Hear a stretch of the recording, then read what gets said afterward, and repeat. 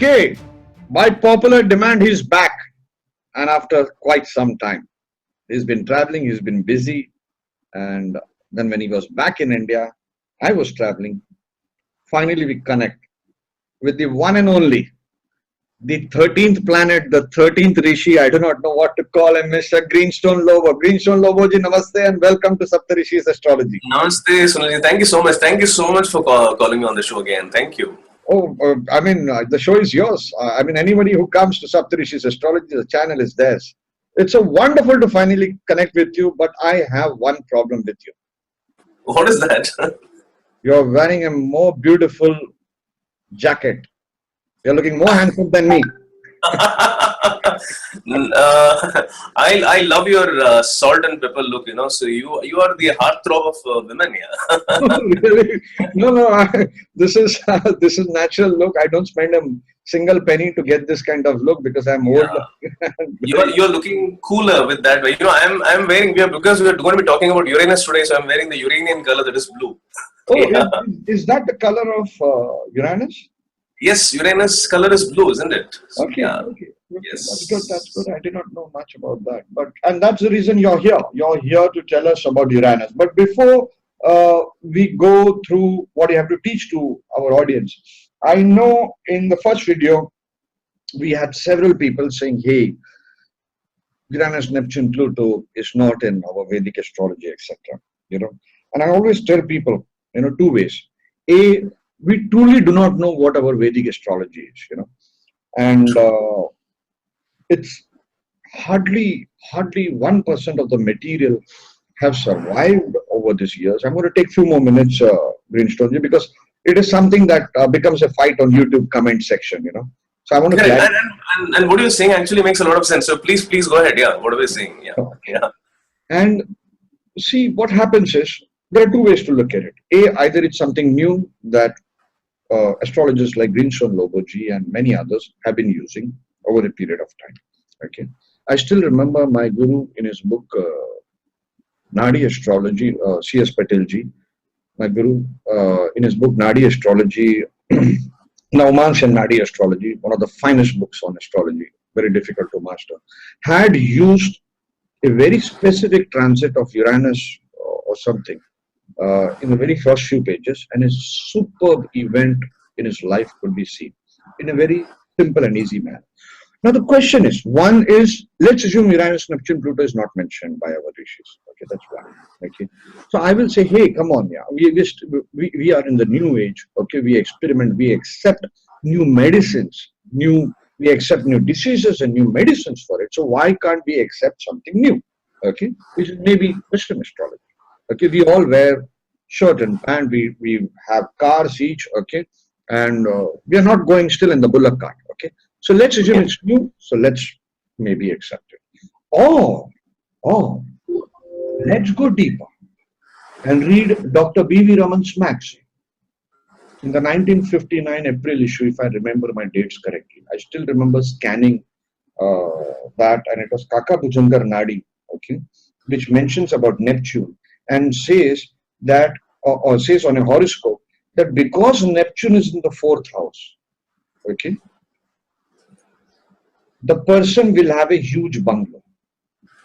I remember scanning it and sending it to Robert Koch and so many others, Brendan Freely, Phyllis Chuk, way back 12, 15 years back. It was mentioned in Dr. B.V. Raman's magazine and an article on Kaka Bhujangar Nadi or some Nadi, but I remember it was there. Okay. And then we have giants like Narendra Desai. We created a video on him, with Judy Lynn, and who had seen in Vasishtha Nadi that these outer planets will be discovered in the Kali Yuga, and their usage, something like the usage of West will come to us, something like that. My point is, unless, sometimes, let me deviate further. Sometimes during our friendship with people or marriage life, we'll end up spending 20 years with a woman or with a man, and then we say, hey man, after 20 years, I don't know you, or I don't know this lady. So why can't we spend that kind of time trying to test if Uranus, Neptune, Pluto are working in individual charts? I'm not talking about mundane astrology. Individual charts. I have seen it work. Okay, I have seen it work. I remember having one of my best relationships with a great Gemini scholar. Okay, who's a great guru these days. Broken up because of Uranus, Neptune, Pluto. Okay, and after that, I never looked back.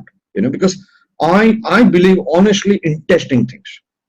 And today, Greeny Sunil Loboji, you're one of those generations in India, okay, who are, I would say, you're lucky. You're lucky because you went beyond the accepted norms. You didn't care what people are going to tell you about, or their Facebook or YouTube comments that, hey, I'm going to use Uranus, Neptune, Pluto. Okay, you decided, does it work or does it not work? You decided to test it. You tested it, you found it working. Okay, it's like a new medicine. It's like a new medicine. Probably, let's take it that way. Do we have a fancy just to oppose anybody who tries to break away from the traditional path? Okay, I don't care whether the Nadis mentioned it or not. Okay, we need to find that out, whether they mention it, find out those books, etc., and all that. Those Nadi, none of us dare to do it. Okay, and those who try to do it or find references, you all pull them down. You all pull them down. Okay, we are going to go through a presentation of Uranus with Greeny Sunil. Okay, my only request is try to be open about it. Don't do bad karma by writing an opinion, an instant opinion. Spend 20 years. As I said about man and wife, husband and wife, whatever. Spend 20 years. Become like my master. He spends 20 years in Kal Chakra Dasha. Then he decides it's working or not. Before that, giving an opinion is what I would call the uneducated lot. Uneducated lot. And let me tell you, I also come in this category. But I'm trying to change myself. And along with me and Greeny Sunil Loboji, let us see a small taste of Uranus he will give it. But let me tell you one thing before he starts. In the last 15 years, I have known a lot of Western Vedic astrologers, American Vedic astrologers.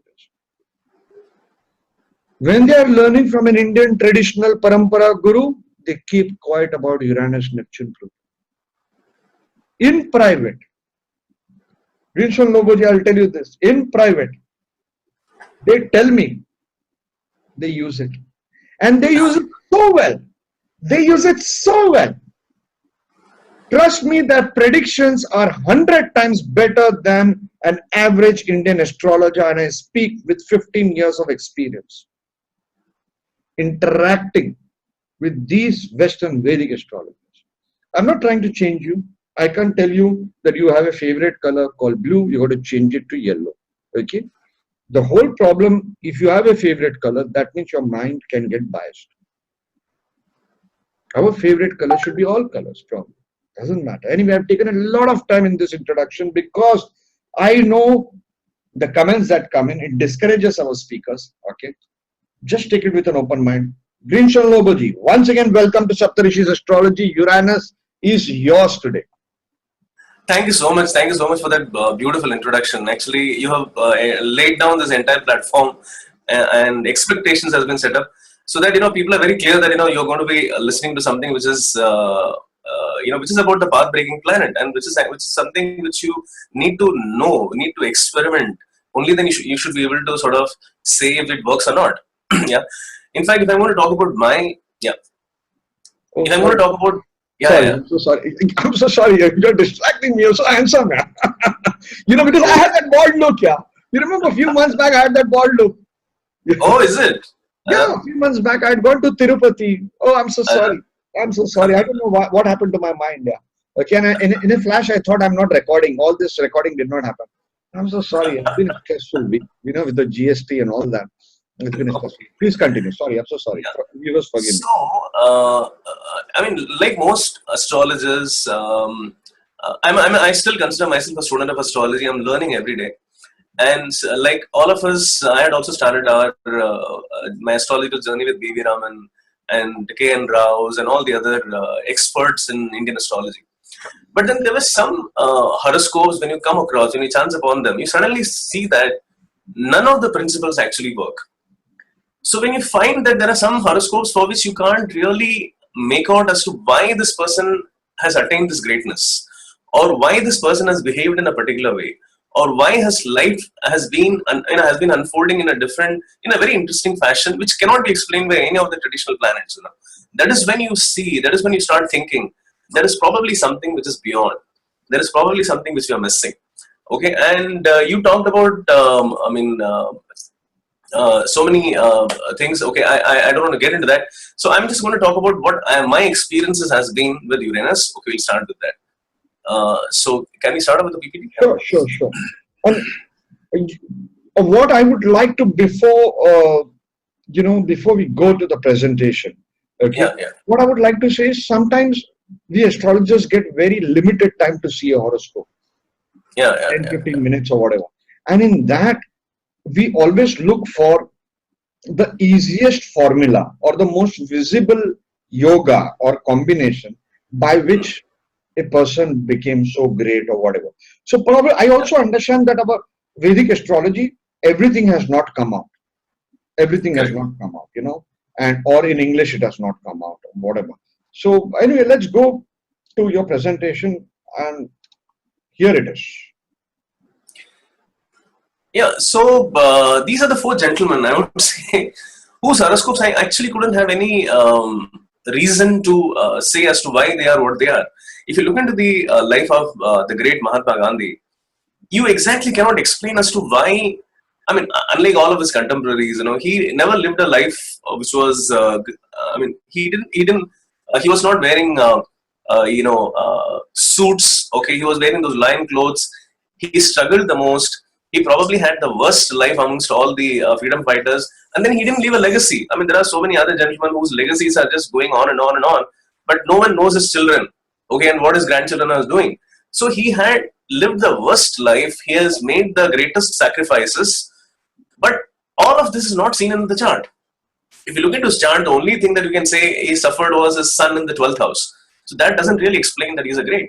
Just having a Venus in the first house and a moon in the 10th house, can these two planets make someone a great like Mahatma Gandhi? So there must be something which is missing. You look at the same with the great Netaji. Okay, if you look into his chart, there is nothing which shows he would be a revolutionary. And more interestingly, we're talking about the most important thing about his life is his death. His death, which is still shrouded in mystery. Nobody knows as to what happened to him. So that is something which is an amazing part of his life, or his death, which no one knows. So that is something which I was always looking for, and that wouldn't be explained again by traditional astrology. So I thought again there must be something more to it. Rajnikant is a huge phenomenon. We cannot.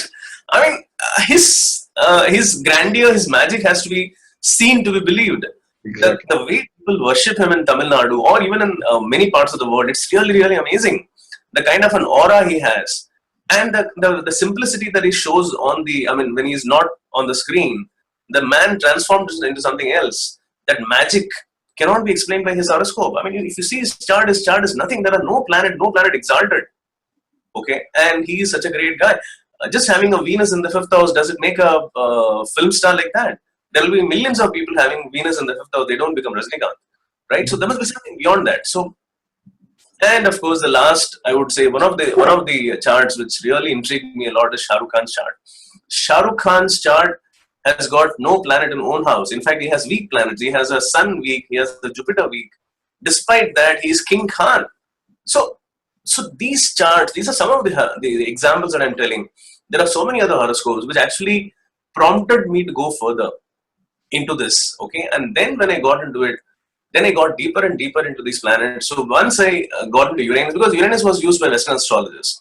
So Uranus, Neptune, and Pluto was being used by Western astrologers, and they had designated Uranus as the planet which is ruling Aquarius, and its exaltation in Scorpio was also well known. So I started using that. The only thing that I did the difference was I started using it in Narayana. So I applied the same NC Lahiri's Ayanam Shah, and we have, technology has made it very, very easy for us. I mean, you said I'm lucky. Yes, I'm lucky to be born in this generation because we have technology with us, So technology has made it very simple for us to access the position of Uranus. So when technology is there, when you can access and see the position of Uranus, why not use it? So I started using it, and once I started using Uranus, Neptune, and Pluto, I found that wow, the entire horoscope changes. There is a transformation in the way you can actually look at the charts. So completely, the entire dimension of the horoscope changes if you use these three planets. Okay. Because now if the one important thing that I can say at this point of time is that the farther the planets are, Uranus is beyond Saturn. Okay, now Uranus begins where Saturn ends. So Uranus is the planet of tradition. Uranus is the planet of conventions, restrictions, everything which is traditional and old. Okay, it's called as the old man Saturn.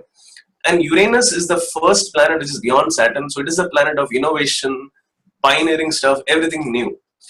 And then Neptune comes, and then you have Pluto. So the planets, the farther the planets are, very interestingly, the farther the planets are, the more influence they have on us. I mean, this is something which is very, very contradictory to what people are thinking about. In fact, I would say that the more farther they are, the reason is simple, because these planets comes once in. If you're looking at Uranus, Uranus comes, it takes one circle, it takes 84 years. So it gets into exaltation once in 84 years. So when it gets into exaltation in once in 84 years, it produces those people whose fame will last for those 84 years or more. Wow. Okay, and if you look at a planet like a Neptune that comes in once in 160, 70 years, then it produces someone whose fame is going to last for so many years. And Pluto, 250 years. So Shah Rukh Khan whose fame will stay for 250 years or more. So the farther they are, their influences are much more extraordinary. So if you look at all of these people whom you are going to talk about, which I put in the presentation, when you will see that it's really, really amazing because of their charts cannot be explained without Uranus. True. Let's go for it. Shall I go ahead? Yes, please. Wow. Is that Uranus? Yeah, that is Uranus. Okay, so this is the Greek god. He is Prometheus. Uranus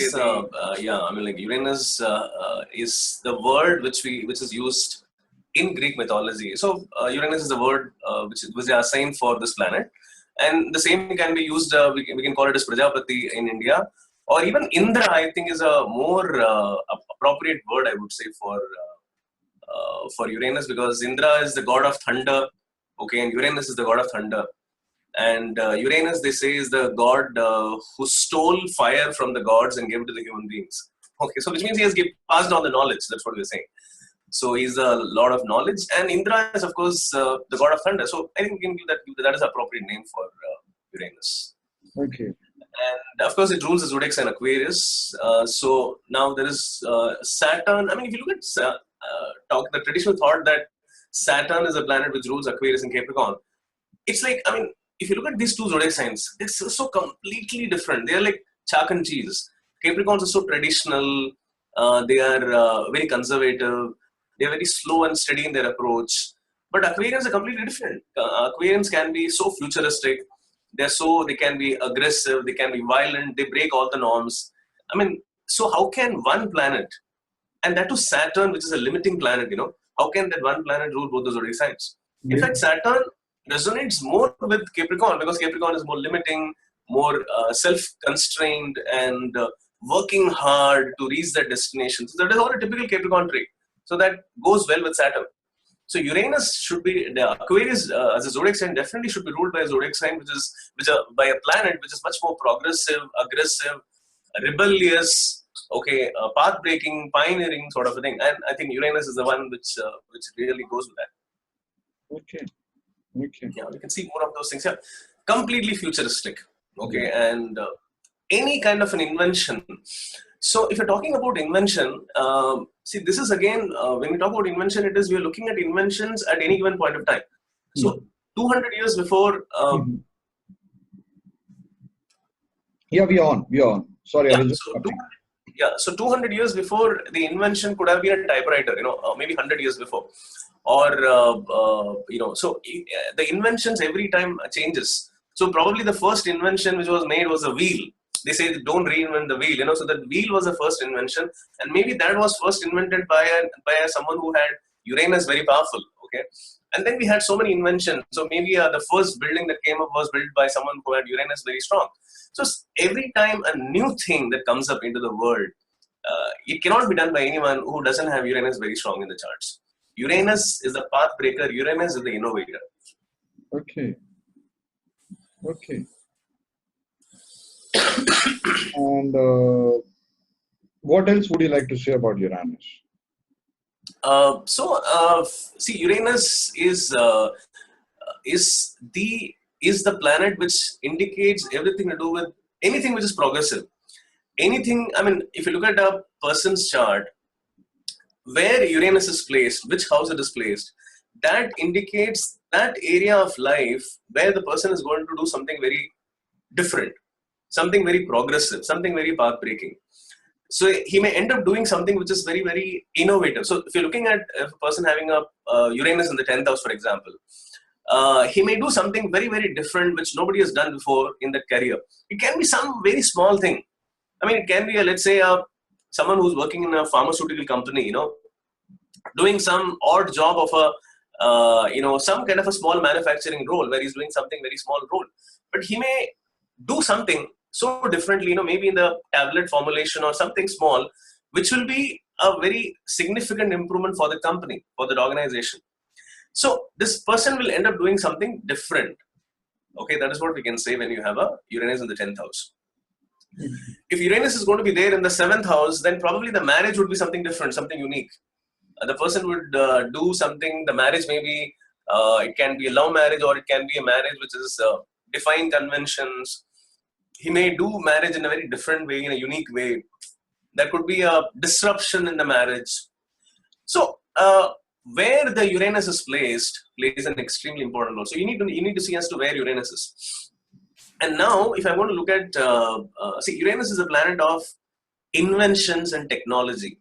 So everything which is connected with technology can be whatever we're doing right now. This is an Uranian stuff. This is an Uranian technology.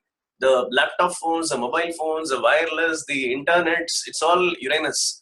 The aeroplane is a typical Uranian discovery. So at this point of time, everything which is technology is Uranus. So all people, see, 100 years before, maybe if somebody was born with Uranus in a very strong position, 200 years before, 100 years before, the person may do something which is very destructive or maybe fight against systems, fight against customs. But now you don't do that. So now at this point of time, for you and me, the fighting against system and custom is innovation in technology. So whatever was there, original old process, you just leave that and do something different. So that is innovation. So maybe technological innovations, maybe a person with Uranus exalted may be the first one to bring in an artificial intelligence. We're talking about artificial intelligence. We're talking about having cities on the seas. Okay, there are so many things that we're talking about what will happen in the next 300 years. So these things are all Uranian stuff. Everything which is progressive, path-breaking, futuristic, it's all Uranian. If you may allow me, please. So you said about inventions. Yeah. While we were speaking in the last 3 minutes, I'll share something different with you. You spoke about typewriter and you spoke about bicycle. Okay. Okay. So this is just, I'm playing around. You need to correct me because you're the master here. Okay. Now, this is the history of bicycle. Can you see this? The earliest comes from 1534. Okay. Attributed to one Gian Giacomo, my pronunciations are pathetic, a pupil of Leonardo da Vinci. Okay. Da Vinci. Okay. Now, I constructed a horoscope of that time. Not this one. Uh-huh. Not this one. I'll show you. Oh, why is it coming 1868? I need to show you the other one. One second. 1534. Mm-hmm. Okay, that is when Wikipedia gives as the earliest thing. And Uranus, bicycle is movement, and Uranus is here in Cancer. It's in Cancer. Yeah, it's in Cancer. Yeah. Cancer, probably we can say movement, but the dispositor of it goes to another dual Rashi, Virgo. Okay, and moon is movement. We see that. Okay, but here is not a very convincing proof of a bicycle, because the history of bicycle has always been very not too sure when it was first invented. But let's go to a typewriter. Let's go to a typewriter, and you'll be shocked. You'll be shocked at what we see here. Okay, do you see 1868 here? Yeah, 1868, yes. The first typewriter to be commercially successful was invented in 1868. Now let's construct a horoscope of 1868. And it's not 18, I'm still getting the wrong one. I'll just quickly share it. Just give me a second. Hope this one is the correct one. You see this? 1868? Okay. Uranus is in Gemini. Gemini is hands, communication. Yeah. And that's your type. So I was very amazed when you said that. It was so beautiful. Gemini comes right in a planet of communication. And Gemini also is documents. It's also about documents. It's all about thinking, hands, using your hands, speaking, communicating is all about Gemini. Yes, and that is where it is. What you said. I just got the clue. That's amazing. That's superb. Sunilji, maza aa gaya. That's something interesting. Yeah, I mean, I'm learning. So it's all yours. And you're doing using technology. You're doing using Uranian powers. We're doing real-time testing of the things, which is in Uranian stuff that you're doing. Okay. Yeah. So everything that you're doing. Why do you say unorthodox? Is there a logic to it? Yeah. So the previous zodiac sign, which is Capricorn, is completely orthodox. And Uranian people don't really worry about, okay, what will my father say? Okay, or what does the convention say? Or what does the tradition says? Okay, so they just go and do something which they feel is the right thing to do. I'm not saying that is the right thing, but they feel that this is the right thing to do, so they go and do it. Which probably, at Uranian thing is that anytime whenever an Aquarian speaks, or a Uranian speaks, the person with the Uranus powerful in this chart speaks, people may feel that, okay, now this is too outlandish. Come on, this is too much. It doesn't happen this way. But now, after 20 years down the line, everyone is doing that. So, so maybe like today we are talking about Uranus and Neptune, and we'll have a lot of comments in this video, okay, where people will say, what Uranus, okay? And I'm sure 20 years down the line, most of the people will be using Uranus, okay? Let me also assure the audience, I have grown up, born and brought up in Maharashtra and Bombay. And in Bombay, we've had the Maharashtrian astrologers, Okay. Maharashtrian astrologers, the Maharashtrian Brahmins are very Kattarpanthi, very strict, etc. But a lot of them, way back in 30s, 40s, 50s, okay, they moved to KP or 60s and all that, KP astrology, and also they adopted Western astrology and they learned. And here in Bharati Vidya Bhavan, Bombay, okay, they teach Western astrology very dramatically and all that. There was Anthony Reiter, my old friend, is no longer alive. He was very good with all these things. So, Anthony Reiter is no longer alive, is it? No, I think 3 years back, something. Oh, is it? Okay. I have 2 of his books, which I didn't publish yet, given it to us to publish. One on Paribrahman Paddhati. Fantastic system. It is actually Varamira's system, kind of, if I remember it well. Okay. No, I met him and I found him so interesting. Okay. And he was one of those very few people I met who actually used Uranus, Neptune, and Pluto. And he was one of those, I mean, I'm talking about something about 10 years back, he was using Uranus, Neptune, Pluto very successfully. And he was getting it very, very well. Yeah. And his mastery was fixed stars. Fixed Okay. stars. He wrote a book on it, which we were again supposed to publish. And I wanted some changes. As publishers, we need to cater to the audience, whether book will sell, not sell, all that kind of thing. He was master, absolute master of fixed stars. Very, very this thing. And he was a bit upset with me that I did not publish his book on time. But I told him, at that time my finances were tough anyway, so I could not. So let's come back to Uranus. What I wanted to say to people was, I have seen in Maharashtra many great astrologers. In fact, I think Vada Bhatt, Madha Bhatt wrote also a book on Uranus, Neptune, Pluto. The famous Pune astrologers. Their lineage is absolutely wonderful. They've written a book, Uranus, Neptune, Pluto. And anyway, we in fact had also gotten somebody to write a book on Uranus, Neptune, Pluto. The book is ready, but I did not again publish that.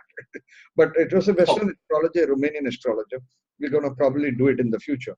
But I want you to tell me why you think Uranus is original.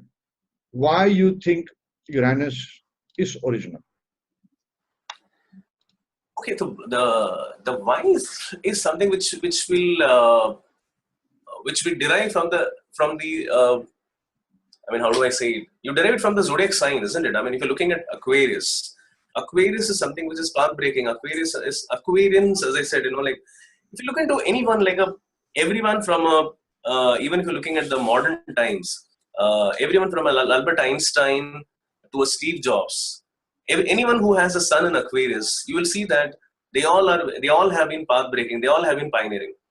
It can be a sun or a Mercury or a moon. If you have an Aquarius, then your mind is completely futuristic and progressive and path breaking. So the planet which rules that, and that is something which I have, in fact, with the future examples that I'm going to share in the PPT, you will see that every person that I have seen with Uranus in exaltation or Uranus in its own house, they have been showing exemplary qualities. These qualities only, the qualities which are like path-breaking, progressive, innovative, and they never really worried about customs. Mm-hmm. Okay. Yeah. Okay. Fine. Let's go back to the... Sorry? You're looking at Steve Jobs, is it? Yeah, I quickly checked that. He's got sun. You're right. He's got sun in Aquarius. Yeah. So another word that you associate is liberation. Yeah. So it is like breaking from the customs, breaking from your traditions, breaking from everything that holds you back. Okay. And so people who have Uranus in very strong positions, they break free, and then they go and explore what they feel is right. Okay. Let's go further. So it's all about being independent. It's about being the person that you are. You are not being molded by someone else's thought processes. You have your own independent thought process. I mean, so a lady, for example, like with the Uranus in a strong position in the 7th house, may not really agree to.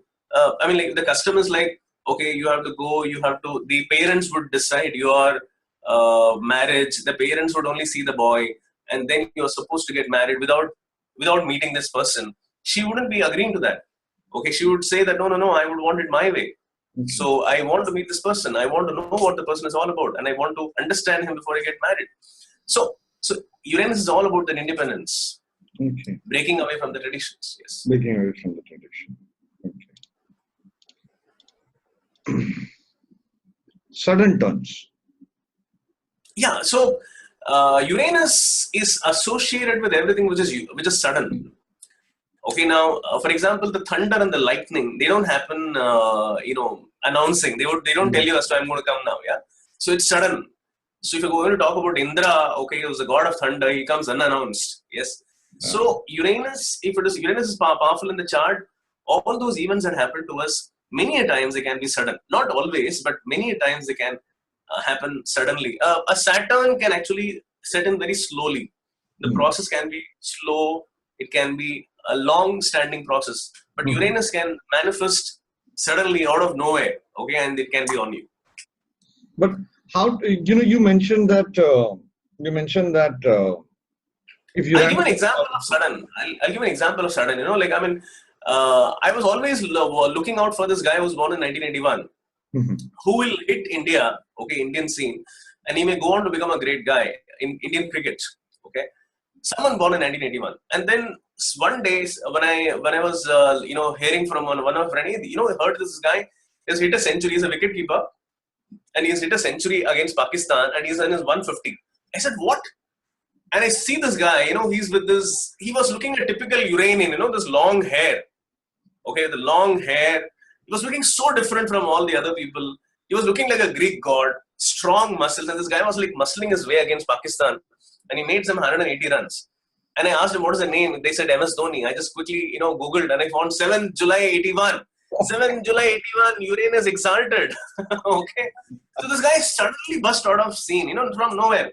Nobody has heard about MS Dhoni before. Nobody has heard him. Oh, जब वो 16 साल का था तब किसी ने सुना, nothing like that. Suddenly, out of the blue, he came, and then he suddenly became, and no one even realized he became the captain of the country. Yeah. So Uranus exalted people. They burst out of scene from nowhere. Okay. So you're taking exaltation also, which I presume you're going to cover in the. Yeah, I'm going to cover in. Yes, we're going to now see this. Yes. So yeah, you can just probably go a little more also. I mean, you can just complete that slide. Yeah. So yes, I think one more. Yeah. So now, if you see, Uranus gets exalted in Scorpio. The years between 1896 to 1902, it is an extremely important year. Okay, so those were the times when people like Netaji, Subhash, Chandra, Bose, or so many people who fought for the freedom of the country, they were born during the time. Young blood, they were all born during the time. And Uranus was an exaltation. And if you'll be looking at some charts, they have this planet extremely amazingly well placed. 1979, somewhere around November is when Uranus got exalted into Scorpio. So that's about 84 years later. So Uranus is very, very important for us because we had immediate past history. Okay, that is people who were born in the last century and they were playing out till this time. And now in the 1979, so all these gentlemen are in their, the ladies and gentlemen are in their 30s now. 79 to 87 born people. If you are a 79 to 87 born person, then Uranus is so important in your chart because Uranus was exalted. And if you don't include Uranus in your analysis, you will never be able to get a proper reading of what your life is going to be. Sorry for that. Yeah. Then 1918 to 25 was when Uranus was in its own house. We're going to see some more examples of people. And 2002 to 2009, we have some toddlers now. Okay, some very young people who also have Uranus in their own house. So this is, all people who are listening, especially in your 30s, especially born between 79 to 87, you need to know where Uranus is because Uranus, and these are the people, actually, if you look into this, all these people who came in, when they came into this workforce, the 81 born, 82 born, 83 born people, most of these people would all be into those technology fields. Most of my clients I get, 79, 80, 81, 82 born, 83 borns, they're all into something which is progressive. They're all into something which was a path-breaking stuff at that point of time. Okay, so it can be a technical innovation. It can be they are all into those industries which is all path-breaking. Maybe 50 years down the line, they may not be path-breaking, but today they are. Okay, so all that people, all those 80s born generation, they are the path-breakers for us. In fact, they will be the ones who will be the leaders in path-breaking innovations in future also. Okay. One quick question. Yeah. Based on your slide, I was under the impression it's normally 7 years transit per sign for Uranus. Please correct me. Yes. True. It's about approximately around 7 years. Yes. Okay, because some 96 to 1902, it's around 6 years, and 6 years. Yeah. Some other period is like 8 years, 79 to 87. Yeah, it's sort of it's not necessary that it should be exactly 7 years. Okay. So it can be 7.5 years, something like that. Okay. And in case in these periods, how many times does Uranus go retrograde? In a 7 year. It does go very less times. Very less times. Initial, I mean, if you're looking at, for example, 79 is when they may go in and then come out into Libra and Scorpio, Libra, Scorpio. But once it gets into Scorpio, then it is throughout till 87. Finally, in 87, yeah, they just go back and come forth. So it's in the beginning and in the end they do that. Otherwise, it's normally it's full. Okay. Okay. Okay, so now this is part. I mean, like this is one chart, which sort of gave me this entire perspective on Uranus. Okay, I got it from this chart. Okay, now George Washington's chart was always I mean, all of these historical figures, they always intrigued me, like R. Mahatma Gandhi, R. Netaji Subhash Chandra Bose. Okay, similarly, if you're looking at international figures, then George Washington, the father of United States, his chart was very intriguing. And now if you look at this chart, if you look into any other planet, that chart doesn't really make sense. Okay, I mean, if you look at George Washington, first of all, he was a military commander. So he was a commander of the force which led the revolution. He was a revolutionary leader. He was a commander in chief, okay, of the army, which fought against the colonies, and then they won the war. So first of all, he was a commander. So the commander comes from the 8th house. So the 8th house is all about being a warrior, being a fighter, being a ruthless person, or being a army, navy, police. All of that is associated with the 8th house. So that is the 8th house qualities are this. And now we are looking at a planet which is Uranus, and Uranus is a planet of aggression, fights, rebellion, okay, bringing in the new, okay, path breaking, okay, something which is like breaking the shackles and all that. So now when you have Uranus, he has Uranus exalted in the 8th house, okay. So this Uranus exalted in the 8th house has what made him the revolutionary that he is. Okay, so he became a huge revolutionary. He was a commander-in-chief. He fought the war and he liberated the country. And that is the reason he is the father of the nation. So George Washington's horoscope cannot be explained if you don't include Uranus in this chart. If you look at any other planet, I mean, like if you look at Saturn in the 12th house or the Mars in the 8th house, see, only Mars in the 8th house cannot make you a commander. You need to have something even more. Uranus, as I said, comes once in 84 years. It gets into exaltation once in 84 years. So the exaltation of that planet is so powerful that the impact of that person can remain for centuries.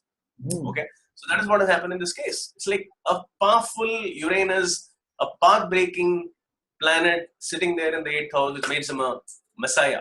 Along with Mars, the commander-in-chief, along with Mars in its own sign.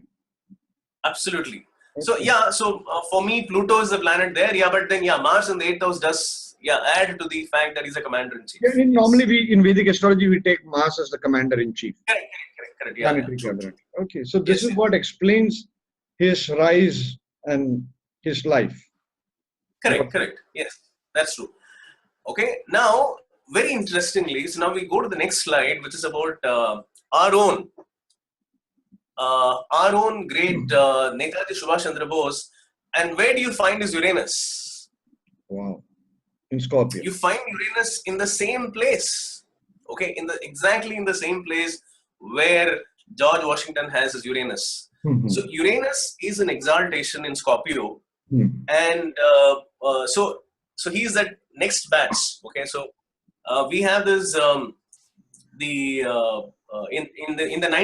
20th century we had this Uranus exalted in the 1981, 82, 83 and all that, and so this was before that, so in 1897, and Netaji Subhash Chandra Bose has Uranus exalted in the 8th house. So 8th house, once again, the same qualities. He was a commander. Netaji created his own army.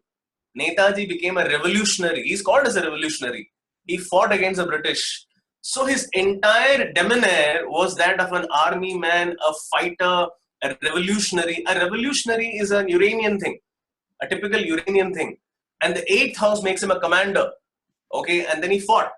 And what happened, which is even more intriguing, is that the 8th lord, okay, for me, the 8th lord is Pluto. Okay, so Netaji Subhash Chandra Bose's 8th lord is Pluto, and Pluto is in fall. Okay, Pluto is in Taurus. Okay, so it's in the opposite sign, so which means it's in fall. So his 8th house planet was weak, and that's the reason he died young. Okay, and very importantly, Netaji also has Uranus in the 8th house, and 8th house is the house of secrets. 8th house is also the house of death. Okay, and his death is shrouded in secrecy. Okay, we don't know what happened to him. I mean, we don't know what exactly happened. People say that he lived. People say he was taken away by by Japanese force. So there are so many theories which is floating around Netaji's death or his life. Okay, and that can be only explained if you use Uranus. Yeah, Saturn in the 8th house also adds to the fact that he didn't live for long. Okay, or he had a career which was like a militant, okay, or a revolutionary. But Uranus is the one which actually shows that he was a revolutionary, he was a fighter, and of course the death which he had can be only explained by Uranus. So what I'm trying to understand is the outer planets, Uranus, Neptune, Pluto, they show us some specific trends. It gives us clues. Then when we go to individual horoscopes and see those trends repeating, those yogas repeating. Absolutely. Then because everybody born in this year will not become a Netaji Subhash Chandra Bose. Exactly. That's exactly what I'm saying. So, for example, if you look at somebody who's born in 1981 and who will have a Uranus in the 8th house, that guy will become somebody like he may become a nuclear scientist, okay, or he may become somebody who will invent something which is original, which is which is path breaking, which is very inventive. He will discover something which is very new. He may do something which may affect in the human beings in a big way, which will be completely different and unique from whatever has been there, in the olden times. And all people who are into technology, they all have a very, very strong Uranus in the 8th house. Okay, people who are into discoveries, research, they all have Uranus in the 8th house. So people who are born in the 80s, the 81, 80, 81, 82, 83, and if they have a Uranus in the 8th house, then that means if they are into any kind of a field which is connected to research, technology, invention, innovation, they will be doing wonders there. So they need not become a revolutionary like a Subhash Chandra Bose, because in his time this was a revolution. Okay, but in current times the revolution is about this, about cellular research maybe, or artificial intelligence maybe. And then the individual horoscopes gives the minor trend or the impetus to do a particular profession or particular research. And okay. Absolutely. The other planets absolutely also obviously play a role, and they sort of make what the person is all about. Okay. And this is just to sort of add weightage to what I was talking about, Netaji Subhash Chandra Bose. You have a lady, Amelia Earhart, who's like a legend in US, and she was an aviation pioneer. And what an amazing story she has got. I mean, her story is exactly similar to her. I mean, the end was exactly similar to Netaji Subhash Chandra Bose. Oh. She flew over the Atlantic, and she was a pioneer, first of all, in aviation. So aviation is all about Uranus. Aviation is all about, Uranus is all about technology. So she was a pioneer in technology. She was a pioneer of, and she was a lady. Being a lady driving a plane is itself a pioneering thing. And then she flew across the Atlantic, or the ocean, and then she never returned back. Oh. Her death is shrouded in mystery. No one knows what happened to her. Okay, and if you see that chart, both of them are born in the same year, and both of them have the same Pluto in the 8th house. I mean, the Pluto being weak. Okay, so the 8th lord is weak, and they both have Uranus in the 8th house. Uranus exalted in the 8th house. Exalted. So that is something very important. So that is the reason why their life was larger than life. And it's an amazing, isn't it an amazing? You can't call it as a coincidence, isn't it? Yeah. Amelia and Netaji have exactly the same Uranus in the same position. And the same trait of flying and disappearing. Absolutely. Flying and disappearing. Yes. Both of them flew, and then we don't know what happened. Exactly. This was like, wow. I mean, both the charts, I was like, wow. So it's really, really amazing. I mean, if you include Uranus, it's like the picture it gets completed. Yeah, true. Okay, so now we have this Alfred Hitchcock. He's a very, very popular figure. He has Uranus exalted in the 5th house. And for him, as I mean, Uranus is the lord of the 8th house for him. Okay. So the 8th lord is exalted in the 5th house. And we all know that 5th house is all about the movies, media. You're saying that? Yeah. His Lagna is Mesha, right? No, his Lagna is Kark Lagna. Oh, sorry, Karka Lagna. Sorry, Karka Lagna. I see Kark that Lagna, one yes. because I'm used to North Indian. Sorry. Yeah, I know. I'm sorry for that. Okay. So, Yeah. So yeah, his 11th Lord, 11th his Lord 8th is lord. in the 5th. No, 8th lord is I'm getting confused here. Okay. yeah 8th lord because it is Aquarius, 8th lord. Oh, so this one. Okay, I got it. So it is the 8th lord. So it is the 8th lord exalted in the 5th house. Yes, that's right. Yeah. So the 8th lord exalted in the 5th house makes Alfred Hitchcock. Now, 8th house is all about mysteries. 8th house is all about suspense. 8th house is all about death, mystery, and all that. And Alfred Hitchcock was known for all these mystery movies. And the 5th house is all about movies. It's all about, showbiz, media, TV, and all that. So Alfred Hitchcock and Uranus is all about pioneering stuff, innovative stuff, bringing in the new. And what did he do? He bought something which is pioneering, so pioneering. I mean, terrifying actually. Okay, pioneering, terrifying technology, which brought these suspense movies and suspense thrillers on screen. Okay, and of course he was a legend. Yeah. So Alfred Hitchcock's horoscope can only be explained by Uranus, 8th lord exalted in 5th. Yeah, and he has Saturn with Uranus. Yeah. And That's Saturn with Uranus. Saturn is also the Karaka of death. correct. Death. Okay. And here Saturn is also the 8th lord of death. So he had all those and fears and phobias. That movie Psycho and and the other movie Falling from Height. Vertigo. So the phobias, all that. So he 8th house is phobias, and he got it over there. Oh wow. True. Saturn over there. That means Uranus is in that sign Leo for 7 years. Is it Scorpio? Yeah. No. Uranus is Scorpio. Yeah. Oh, South Indian. So sorry. Okay, so Yeah. Uranus is in Scorpio for 7 years, and then Yes. Saturn comes over there for 2.5 years. Yeah. So then it narrows down the horoscope, and then the other planets play over there. Okay. Play over there. Yeah, absolutely.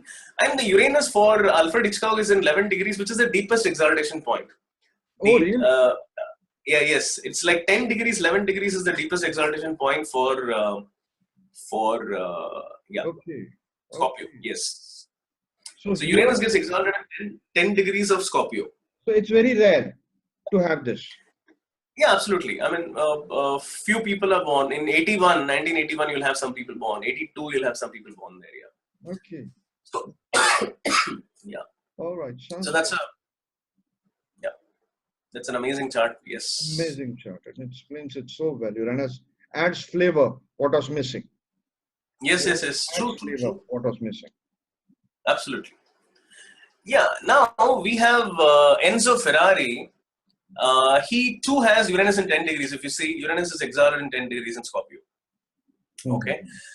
And Enzo Ferrari has Uranus in 1st house. Oh. So he has a Scorpio ascendant, and he has Uranus in exaltation in the 1st house. And the 1st house, is the house which indicates the personality, who you are as a person. Okay, and the 1st house indicates you're standing in the society. What are you? Who are you? Okay, all of that is indicated. And Enzo Ferrari was a guy who pioneered this kind of a race. The motorcycle racing. I mean, the car racing. Sorry, the car racing. Yeah. So that was something. I mean, this is like violent, isn't it? If you look at the car racing, this is thrilling. It's mind-boggling. And Saturn, a planet like a Saturn in the 1st house, made him actually a very good businessman. He was a shrewd businessman for sure. So if he was only a Uranian guy, probably he would have just done that stuff but forgotten it. But being a Saturn also in the ascendant made him very shrewd and made him a very good businessman. And he created this entire empire, okay, of the Ferrari cars. And they are the most expensive cars, one of the most expensive cars around. So he pioneered this industry. He pioneered this motorcycle racing industry. And that motorcycle itself is a object which can be attributed to Uranus, So, and fast, going fast. Okay, so that again is attributed to Saturn. Slows down, but Uranus is all about fast. So the speed, the and this racing, okay, and the path-breaking technology, all of that is attributed to Uranus, and that is there in the first house. So that makes him stand for what pioneering technology is all about, and pioneering motorcycle racing is all about. Yeah. As you mentioned earlier, you said the 11th degree. The 11th degree is the deepest exaltation point. Am I right? Correct. Yeah. Uranus is 10.57. That's 11th degree. Absolutely. 11th degree. Yes. Yeah. And then he has Saturn, who's the fourth lord of vehicles and third lord of movement. Yeah. So I mean, he's got it right. He's absolutely right. True. Yes. And this combination, if I use Nadi astrology, okay, this combination is given power by Mars and Mercury in the third from Saturn. Okay. Mercury is movement. Mars is the power. And third from any house shows the movement also. The movement. True. And if I remember Ferrari, the red color. The red color. Mars red. Yeah. Mars is red. I'm just using Nadi here. But very few would have what we see is when we see the outer planets or say Saturn, okay, we forget to see where moon is from Saturn. Where moon is from Saturn, So that shows the soul level where his mind is coming from for Saturn, the karma karaka. Okay. Saturn we take in Nadi as karma karaka. That means the profession karaka. But anyway, I'm here now getting a very better understanding of Uranus. Without it, I'm using my own thoughts to it. From what my basic knowledge of astrology is. So this is wonderful. This is wonderful. Do you have more charts? Yes, we do have. Fantastic. Roger. Okay. So these are actually some of the predictions which I've done. See, one of my now I'm talking about these gentlemen who were born in 1981. So we're looking at Roger Federer, he's born in 1981. We're looking at Iker Casillas of Spain, the football hero. He's born in 1981. Or if you're looking at India's the one and only MS Dhoni, he's also born in 1981. So I was actually waiting for someone, because once I started knowing the Uranus in depth, once I started reading about, knowing about Netaji, Subhash, Chandra, Bose and all the other people who were born in the 80s, in the 1897 and all that, I was very sure that there is someone who's born in 1981 who is going to bring the World Cup for India. Okay. And in fact, before writing about him, I had started writing about Roger Federer. Roger Federer, when he was going through his worst in 2013, I wrote that he will win 20 Grand Slams. And by now he has completed 19, So even the last two Grand Slams also had predicted that he'll win. So which he won. So this I was able to say only because of adding Uranus to it. So once you add Uranus, you know that, okay, this person's longevity is going to be for so long. Or his success, sorry for that. His success is going to be so high. You are able to say that. So that can only be said because of Uranus in exaltation. You can know that, okay, he's going to achieve this number. Okay, we can probably go to the next slide. But still, you predicted this way back in 2013. Yes. In 2013, I said this. When he was actually going through his worst, when everyone has written him off. Okay. When everyone said that, you can just press one more enter. So this is about Dhoni. See, when Dhoni hit the scene, what it did was I went all the way to Ranchi and I met his mother. Because I was knowing that 1981 born guy is going to bring a World Cup for us. So I met his mother and took his exact time, birth details, the time of birth. Then I wrote in 2011, even before a ball was bowled in the tournament, that India will win the World Cup. My the editor was very, very skeptical. He was not ready to take up. Okay, I wrote him pieces. In a quarterfinal, before quarterfinal, I wrote an article. He didn't publish it. Before semi-final, before the final, also he didn't publish. This one was published. Okay, thankfully, and I wrote even before the start. I wrote that because I was very, very sure that a 1981 born Uranus exalted person will win the World Cup. Then immediately after that, I wrote that India will win no other World Cup under Dhoni. So that is in 2013. I wrote that India will not win World Cup at all under Dhoni simply because he's already won 2 World Cups in 2007 T20 World Cup and then 2011 World Cup. Okay, why? Simply because I was very sure that the next World Cup, which is going to be happening in 2015, will be won by another 1981 born guy who will be again a Uranus exalted guy. So that was, and that was Michael Clark. So I was knowing Michael Clark's horoscope also, and he has Uranus very powerful, and he's also born in 81. He has something very similar to Dhoni. So I wrote even before a ball was bowled in the tournament in 2015 that it will be won by Australia. All of this completely on the basis of Uranus. My God. So but still, don't you feel it's a huge risk? Because you have so many 1981 bonds in a tournament at that point of time. No, the point is we're looking at the captain. Okay. See, the captain at that point of time were only MS Dhoni and Michael Clark. So these are the only 2 guys. Mm-hmm. And we didn't have any other 1981 born person. We had a Graham Smith who was born in 1981. But then what you do is you immediately look into the teams. You look into the players as to how strong their horoscopes are. So India in when we're looking at the year in 2011, we had an amazing team. So when you're looking at the players, the player composition was also very good. And also if you look into Gary Kirsten, the coach's horoscope, he also had Pluto exalted in his horoscope. So all of that put together, the recipe, it shows very clearly that yes, he's going to win. And it is definitely better than the other teams. So that is the reason I could take the risk. Yeah. So predicting is a very risky business, yeah, of course. Very, very. I mean, I get scared predicting anything, but hats off to you.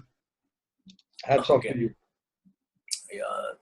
So this is, the football Euro Cup, the 2008 World Cup was the first event that I predicted in my, in DNA. And this is completely on the basis of Uranus. In 2008, nobody knew about Spain. No one knew about their tiki-taka, style of playing. No one knew that Iker Casillas and all that. All of these players who were a part of the legendary Spain team, no one knew about them. And that time, when they were playing against, I think, Germany, okay, I predicted that this will be won by this team. This tournament will be won by Iker Casillas, because Iker Casillas was born in 81. Again, Uranus exalted. It's very simple. See, this planet is so powerful. Once in 84 years, you have this exaltation happening, and a person who has that an exaltation, he towers over everyone else. Saturn gets exalted once in 30 years. Okay, Jupiter gets exalted once in 12 years. But one with the Uranus exaltation, it's like 84 years. So that person is much more rarer. His success will be much more rare.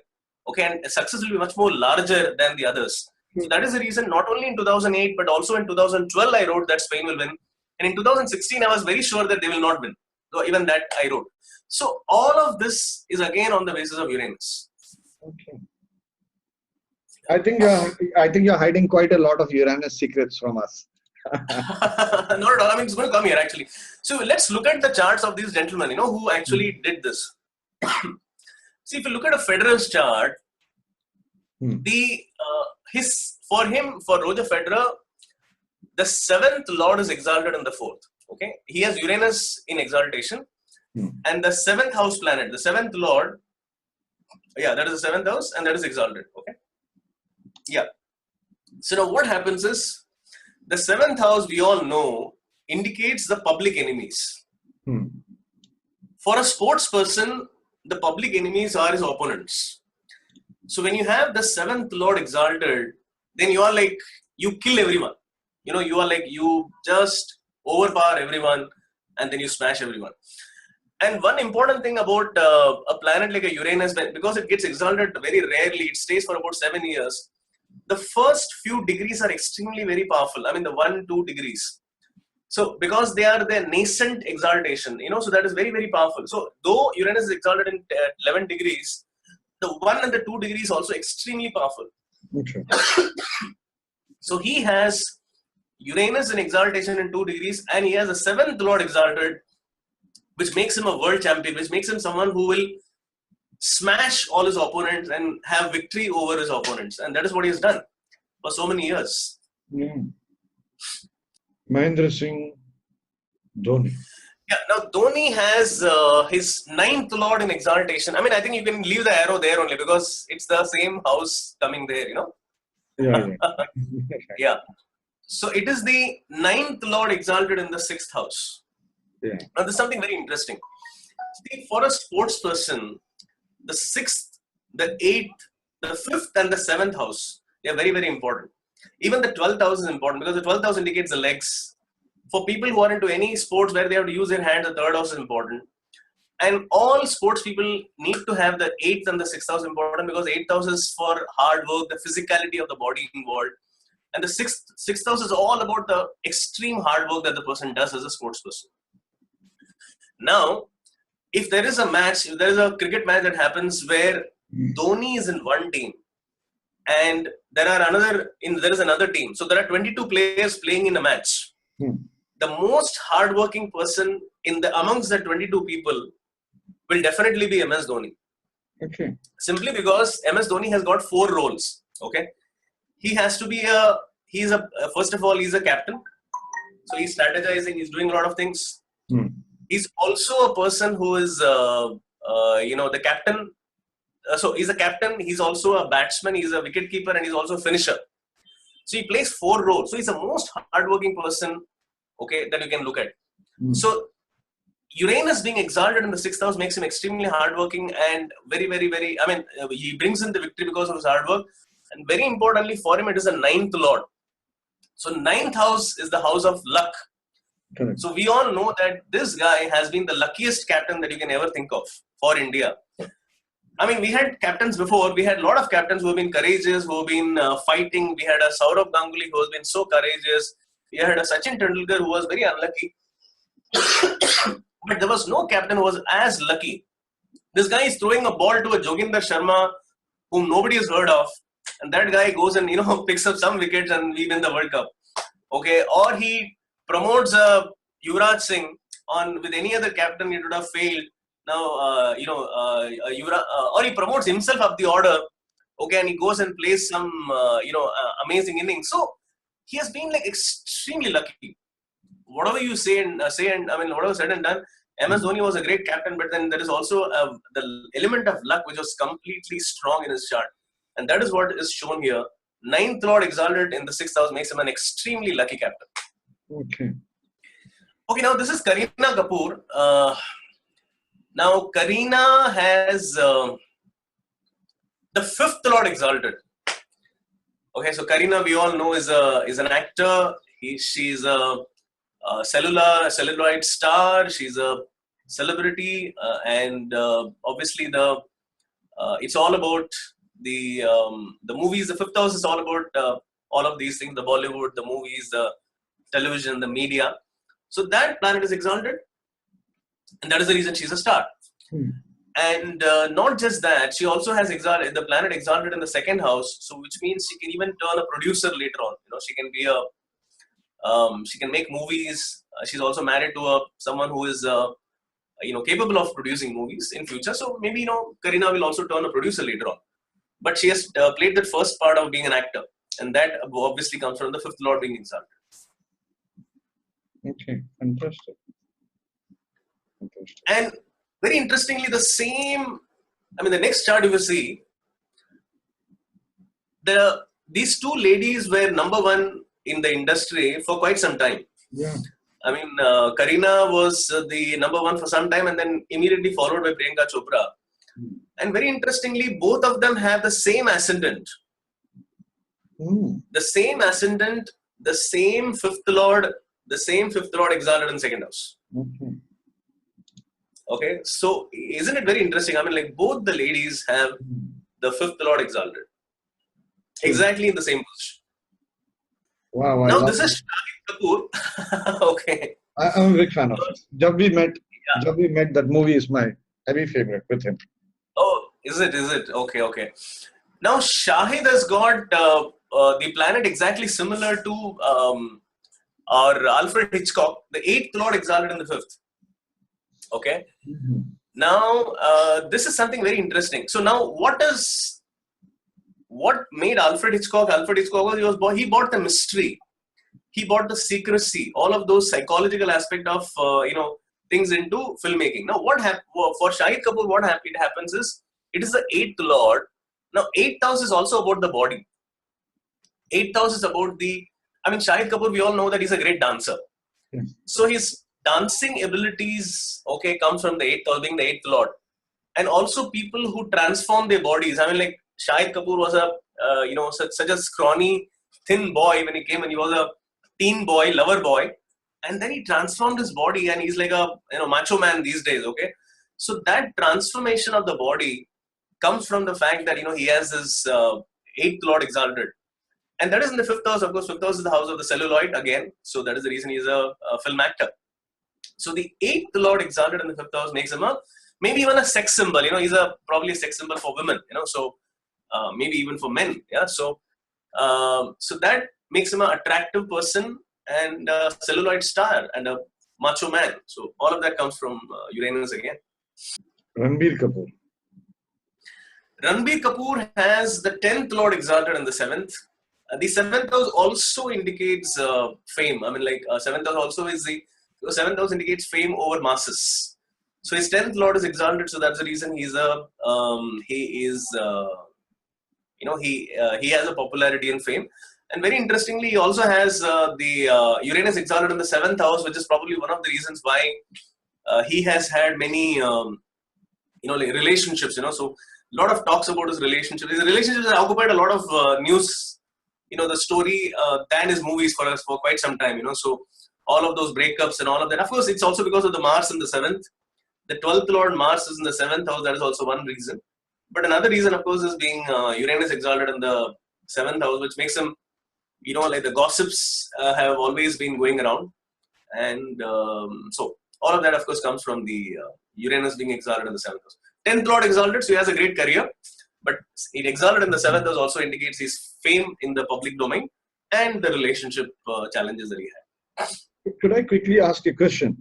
You written the birth time as 2237. Yeah. How sure are we of this birth time? Okay, this was given to me by one of the people who know him very closely. Okay. So he said it is between 11:30 to 11:40. Okay, more towards 11:40. Okay. Okay. So this is not directly taken from him. Okay, so so all of these have been through somebody else, someone else. Okay. These charts, a few of these charts are from someone. I mean, especially the Bollywood ones are. I mean, Kareena Kapoor's is completely verified. I have even seen the birth certificate. Okay. Kareena Kapoor and Priyanka Chopra is from her very, very close relative. So that is also a very authenticated birth detail. And even even our Shahid Kapoor's is also very, very, very much from a very close friend. So, but Ranbir Kapoor, I'm not very sure of. Okay, but this is again, got from someone whom I think is a very reliable source. Okay. Speaking of Priyanka Chopra, somebody once told me that, hey, Priyanka Chopra is watching your YouTube channel. So for 2 seconds, I felt happy. Yeah, for 2 seconds, I felt for 2 seconds I was fooled and happy. But probably she is. I do not know. But for just 2 seconds, I felt. Then I said, okay, come on, it doesn't matter. Okay. So what will she do learning astrology? I know. Okay. Now this is an interesting chart, isn't it? Okay, so we have Walt Disney. Yeah. Walt Disney, who sort of redefined the entire, the way the cartoons are done. and he has Uranus exalted in the third house. Wow. Sixth lord exalted in third. So sixth house is about hard work, and third house is about using the hands. And Uranus is the planet of innovation. Yeah. So he brought in the innovation, and then he used his hands, and then he did something. So it is really, really amazing. I mean, this chart is a living example of what Uranus can do. And if I may add, what I see Yeah, here, his lagna is Virgo. yes. Third house, I take for television. Fifth house for movies. Okay. Okay. And this Uranus is in the third house of television with Mercury. Mercury Okay. is communication and also comedy. Correct. The Mickey Mouse. Yeah. The Mickey Mouse. Yeah, absolutely. True. Yeah. And comics were more in the television than in the movies. Yeah. Walt Disney's. Yeah, Walt Disney. True. That way. And and it is with the fifth lord also. I think so. Fifth lord. No, this is Sun will be his 12th lord. Am I right? So that's international fame. Correct. Yeah. So international fame was definitely there. Yes. Yeah. All right. Thank you. This is such a beautiful thing. Uranus shows that innovation of Mercury, communication innovation. Nobody. What I remember? Somebody told me this story when I was in college. That his father asked him, what profession are you going to do? So he said, I'm going to do comics. Okay. Painting. He said, I'm going to paint and do comics. So he was laughed upon at that time. Yeah. And so all people who do innovative stuff are laughed upon. Yeah. I need to know, where is your Uranus? Yeah. It's in Virgo, in my fourth house. No, it's which house? Fourth house. It is. Fourth house, Virgo. Your ascendant is Gemini, is it? Gemini. Okay. That's Nothing innovative about it, I think so. No, that is your ninth lord.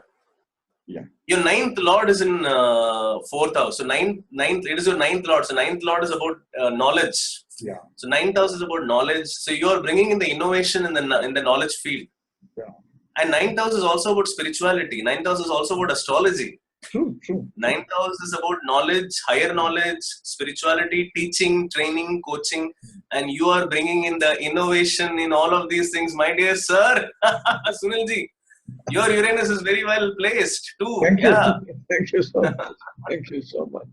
What I used to think is, because it is in the sign of Virgo, okay, and it is in the fourth house, so people are sitting at home. People are sitting at home and getting research knowledge, because Virgo, I take it for research. Of course, I take Scorpio for super research, So somehow that's the way I look at it. No, that is also there. Yeah, absolutely. The ninth lord being in Virgo also makes you someone who's like extremely particular and getting into research and doing all minute things, So all of that is also adds up. Yeah, absolutely. That's a very nice combination. Eventually from Aquarius, it becomes the 8th. Virgo becomes the 8th. So eighth one, yes. Super research of hidden knowledge. Another research. Yes. Hidden knowledge. Yeah, that's what we did with the manuscripts and Brigu Saral Paddhatis and all that. We brought out that hidden knowledge that has been hidden for thousands of years. Correct. Superb. Yeah. Yeah. Amazing. Thank you. Let's take another horoscope. Yeah, so now this is Beyonce. Now the singing, okay, so the talking or singing, all of that has got to do with the third house. Okay, now Beyonce is a great singer. I mean, like, she has got fans all over the world, and she has Uranus in exaltation in the third house. So that makes her the singer that she is, and she's a very modern kind of a singer. She's like a path-breaking kind of a singer. So she has done wonders again. Wouldn't Neptune bring the versatility? Being with Uranus, would it bring versatility in the Neptune? Absolutely. Uranus is all about versatility. Yes. Uranus is like, people with Uranus in exaltation, they do extremely versatile stuff. Okay. Very different, very unique. Neptune would add to it. Yeah, Neptune in the third house will definitely add to it. Yeah. So that it makes her give some mesmerizing performances. Okay. Spellbinding, mesmerizing, and unique and versatile again. Yeah. So it is like two planets joining together, Uranus and Neptune. It's like a power center, It's like Uranus is a planet of innovation, and Neptune is a planet of bringing in that Maya, that magic, okay, the ethereal beauty into that. So the combination makes her a beautiful, creative kind of an artist. Yeah, she's amazing. She is. Yeah. Cheers. Yes. Okay. I wouldn't be knowing. Yeah. You got to educate. Yeah. So Ian Thorpe is one of the greatest swimmers. Okay. Okay. He's an Australian gold medalist. He has won gold medal 5 times. Okay. And in Olympics, and he's been a world champion. I think some 11 times he's a world champion. If you look at his chart, Uranus is the third lord exalted in 12th house. Very interesting, isn't it? Yeah. Third house is all about the hands. Yeah. And 12th house is legs. Okay, third is hands and 12th is legs. And it's in a watery sign, Scorpio. It's in a watery sign. Absolutely. Yeah. It's in a watery sign, Scorpio. So he's using both the hands and the legs. Hands and legs both are exalted. So it's an amazing chart, isn't it? Yeah. And it has Mars. It has Mars, the 5th lord of fame. Yeah, correct. Yeah, that is also there in the 12th house. Yes. Yeah. The fame is because of the legs. Yeah. Energy in the legs. Yes, energy in the legs. Yes. Fantastic. Yeah. This makes sense. It actually makes very easy sense. I mean, logic. Yeah. True. Okay. This is an extraordinary chart. I mean, this is the chart of this is a young boy, Dylan Klebold. Mm-hmm. This boy he's very popular in the internet. I mean, he was the one who killed some 13 children. He had those Nazi, I don't know, he was influenced by certain things. I don't know what certain ideologies. And then he just, with his friend, he bought a gun and he just killed 13 children and he injured some 20-30 people. Sudden burst of some idea, something came in his mind. Okay, and he thought that he's going to be a revolutionary. He was also influenced by one of the terrorists. I forgot the name of the terrorist. Okay, and the terrorist has got Pluto exalted in the 3rd house. This guy has got Uranus exalted in the 3rd house, and 3rd house is the mind, and Uranus is all about doing something sudden and also revolutionary stuff. And he thought he's a revolutionary. He thought that I'm going to be remembered forever. And he went and did this foolish act. So the foolishness comes from that mind. The mind getting bogged by some. So even this rebellious attitude. So this is a typical example of the negative impact of Uranus. And he also has Pluto in the 1st house, as you circled it very clearly. With Jupiter, children. Jupiter signifies children. Death of children. Absolutely, death of children. Okay, and then he went and just fired, and then he did this. So this chart is a very clear indication of how Uranus can sometimes be also negative. Yeah, so the negative impact. I must get tangential and speak my mind here, because you as an astrologer, you get hundreds of horoscopes, hundreds of thousands of horoscopes. You have so many clients, that consult you, and sometimes, one of the reasons I don't look at horoscopes is every 3rd horoscope I get is of someone who wants to be popular, create his own name, create his own identity, and which is nothing wrong in that. There's nothing wrong in that, But sometimes when the horoscope does not support it, like in this case, that it doesn't support a positive way of doing it, is when mishaps like this happen, So I sometimes feel it's best to be a yogi and kill all desires. Sorry. It's easier said than done. I can't do it myself. Yeah. All right, but it's a good horoscope you have taken, and it's a good one. This is these are some common people actually. The next 3 horoscopes are of common people, because I also wanted to add some, because we are talking about Uranus and we're only talking about people who are famous. It doesn't make sense. So let's also apply this in. So these are all this 81, 82 born people with Uranus in exaltation. So this is a gentleman. Just names have been changed just to keep it, sort of privacy. Safeguard there. Yeah. So this is one gentleman who is a scientist in US. Okay. Okay. So he's a scientist in US. He's into, I think, some nuclear something like that. I don't know exactly what he's into, but he's a scientist. He's into physics, nuclear physics, I believe. Okay. So that comes from the Saturn, which is there in exaltation in the 8th house. So he's a scientist because of that, one reason. And he's also one other reason, which is a very important reason why he's actually gone all the way from India, gone to US, living in a foreign country and doing research, is because of also the 12th Lord exalted in the 9th house. So Uranus, being the 12th Lord in this case, is exalted in the 9th house. 12th house indicates research, 9th house indicates foreign countries, 12th house also indicates foreign countries, 9th house also indicates foreign countries, and 8th house also indicates research. So yes, Saturn exalted in 8th, and also Uranus exalted in 9th, and being the 12th Lord exalted in 9th, it makes him collectively the whole thing makes him a scientist living in a foreign country. It's a common man, I mean, like next door neighbor. So so this can also manifest in this way in a person's chart. So you can look at the chart, you can explain using Shani, you can explain why he's a scientist, but you cannot explain why he's a scientist in a foreign country. So that probably, and also he's actually becoming a professor now. He's a professor of nuclear physics in this foreign university, which is actually shown by the fact that the 12th Lord is exalted in the 9th house, and 9th house is all about being a professor, being a teacher. Guru, teacher. And it is Guru, yes. Jupiter. And this Uranus is with Jupiter. Jupiter is the Dev Guru or the teacher. Yes, absolutely, yeah. It's making sense, I wish I had Uranus with Jupiter. I would have become a guru.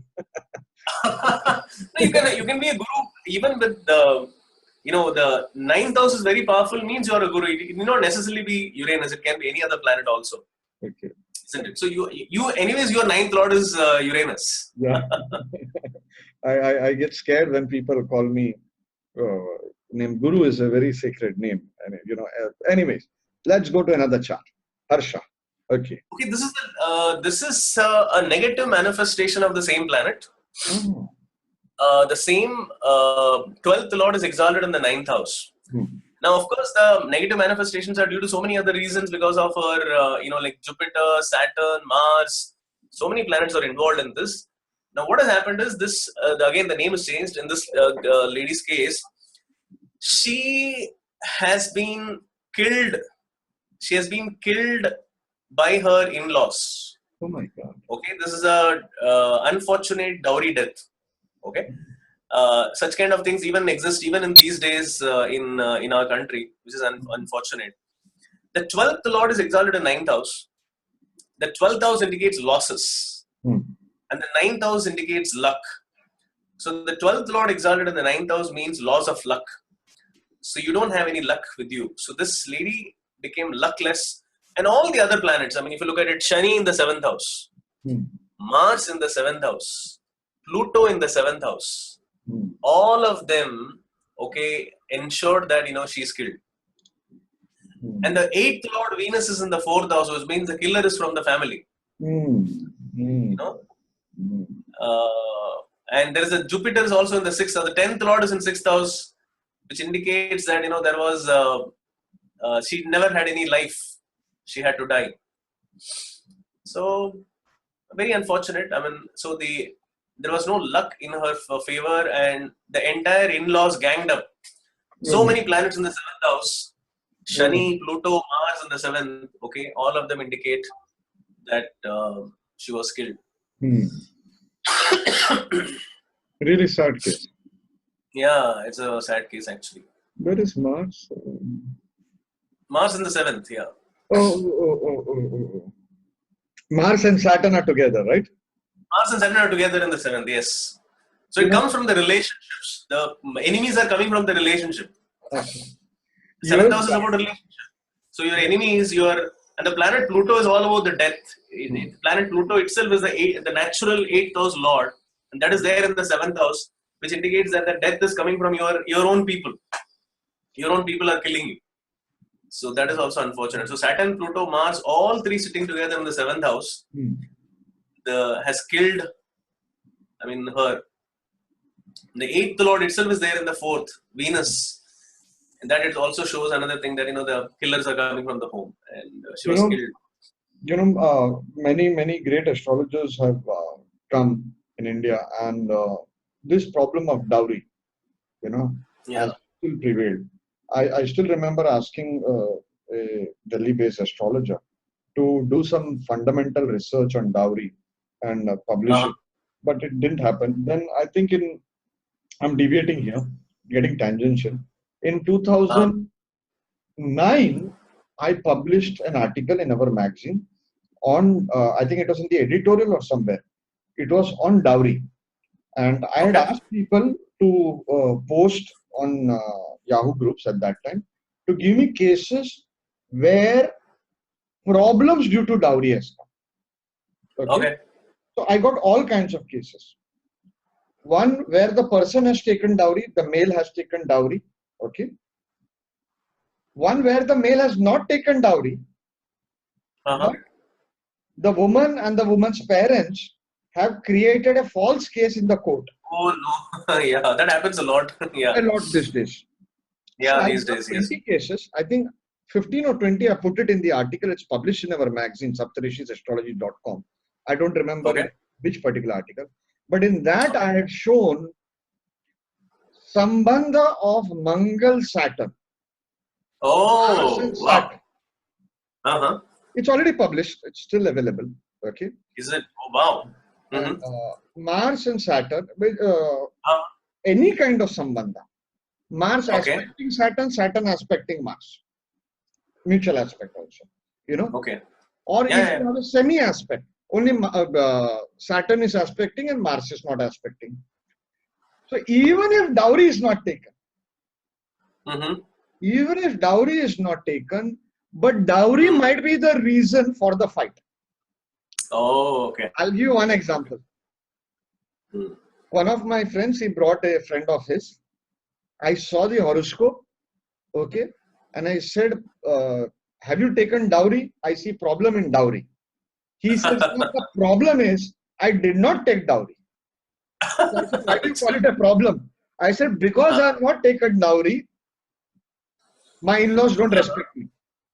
They think I'm too kiddish, too foolish, too naive, that kind of thing." Okay. Another case, the person did not get married because she did not have money for dowry, Mm, yeah, that's a common thing. Yeah. Mm. But then the dowry became a fight with other families why she was not getting married. Are you getting the Mm. reason? False Yeah. court True. cases or court cases also, whether false or not false, Mars Saturn Samban conjunction or whatever, it's still True. an True. area for research, still True. an area for research of fights because of dowry or no dowry, whatever, you know. True. But anyway, let's go. I just quickly wanted to say it here, because these days I felt very sad that she was killed, you know. Mm. If astrologers do further research, taking this as a base or something new, this research needs to come out and save the girls today or even the boys today from false Yeah. cases of dowry. Astrology And the, and the research should help the yes, yes, community. and the death here actually happened by fire. So Ah, the fire is actually something which is ruled by Uranus. okay. So the fire. I mean, it is a, as I said before. Also, it is the I mean, the Prometheus was a god who stole the fire from the gods and gave it to the human being. So that fire is ruled by Uranus. And here in this case, she was the typical stove death. The Oh, gas stove being exploded and all that. So that's a very, very unfortunate death. That is the worst way you can die. I mean, I don't know. That's so cruel. So okay. that is shown in this chart. I mean, the Uranus thing. Of course, the Saturn, Mars, and Pluto exactly show who are the killers, and the Uranus shows the way she died. Okay. Okay. Terrible, terrible. Sorry. Yeah. So this is Gaurav. It's a very interesting case actually. If you see, this gentleman has got a full moon. He's got a full moon in the 8th house. Okay, he's having Sun in Capricorn and Moon in Cancer, and he has a full moon in the 8th house. And he's a lot into doing a lot of real estate. He's into 8th house is about building and rebuilding stuff. So yeah, the full moon in the 8th house makes him get into real estate and also into hotels. But this guy also has got a very, very interesting habit, and that is playing in the equity market. Okay, so he loves playing. And this gentleman, I mean, he belongs to a very good family. So the full moon again indicates the well-placed parents. And he has, only by gambling money in stock exchange, he has lost 30 crores. Ah, 30 crores. Okay. So now the 12th lord, I mean, the third lord exalted in the 12th house indicates because of his mindset, he has lost so much money. The 12th house is, the Uranus is exalted in the 12th house, and 12th house indicates losses. And he has lost 30 crores, which is like, I mean, mind-boggling money. So, I mean, obviously his father has got hundreds of crores, so it doesn't really matter. But 30 crore loss is not a small thing, So uh, that is shown from that because of his mentality, the mindset, he has lost so much money. So that is indicated by the third lord exalted in the 12th house. you It's a negative manifestation. Yeah. if I can get tangential, one Yeah. of the planets that has caught my fancy in the last decade, more than a decade back, is Chiron. I Yeah. presume this is your CHS software. Chiron. CHS Chiron. Yes, yes, yes, yes. CH shows this, right? Yes, yes, yes, yes. CHS Chiron. Yes. And I was supposed to do a course on Chiron, and announce it also. Uh-huh. And incidentally, Okay. I just didn't get time to prepare the charts, the PowerPoints for it. But what I've seen, Uh-huh. okay, wherever Chiron is placed in your horoscope, Uh-huh. regarding that house significations, you require healing. You Because require? healing. Okay. Okay. Uh-huh. Because Chiron is the planet of healing. Yes. You know, in this case, okay, it is in the fifth house of gambling. Gambling. Yes. So for me, I take it like that, and of course I used to use many other techniques of Chiron, but I just thought I'll mention it here quickly because just in case we have an astrologer here watching this with more research minded, he can quickly take this technique and take it forward. Several more techniques would come, but it's so sad this Yeah. man lost so much of money.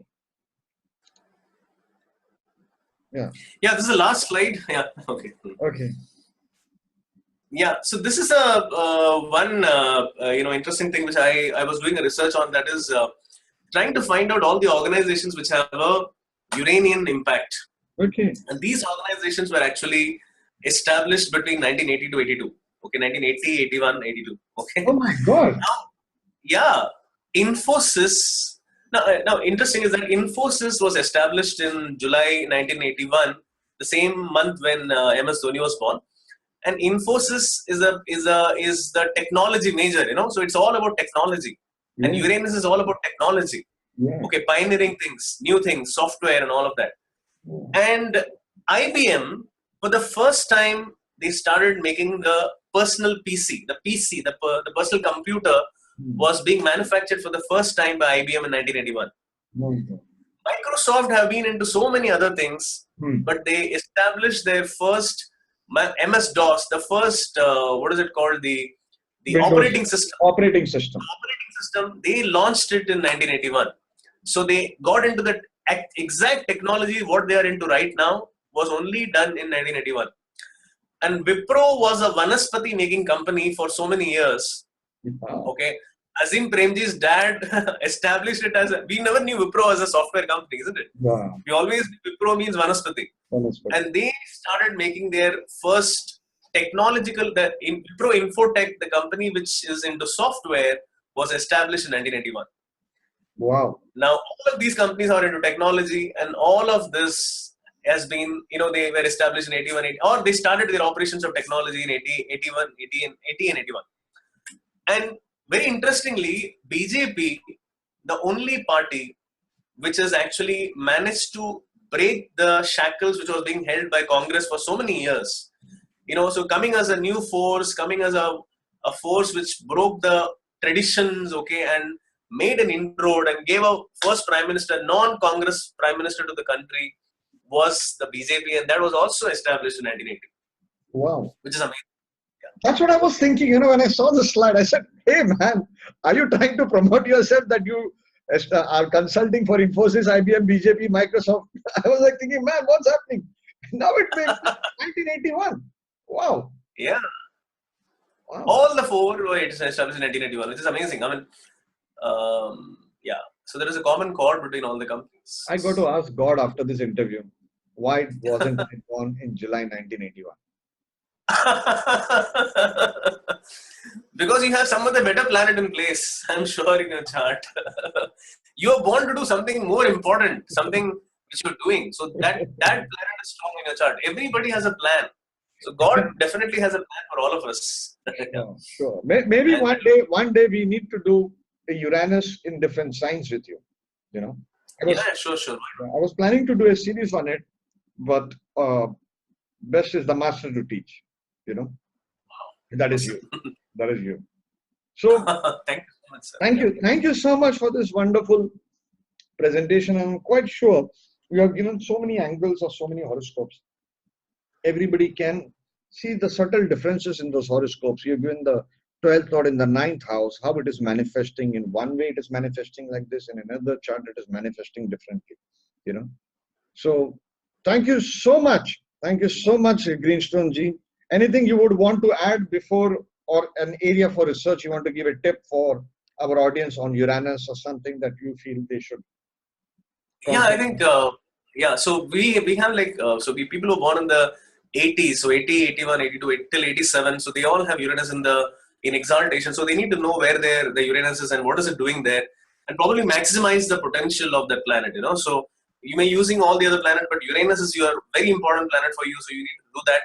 And then also people who are born between 2002 to 2007, I think one of the greatest, maybe the cricketer in India would be born in that time. And also one of the greatest footballer who's going to emerge from India is born between 2002 to 2007. I'm sure about that. He's going to break all convention, okay, and he's going to do something great for India.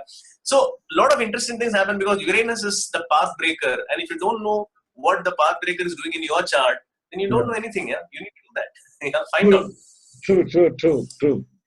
Thank you so much. I'll take your leave, and we'll be back next week with Neptune. Ladies and gentlemen, hold on, research, and let's wait for Guru Greenstone Logoji. Thank you so much. Thank you so much, Sunilji, for inviting me on the show. Thank you so much. Pleasure being here.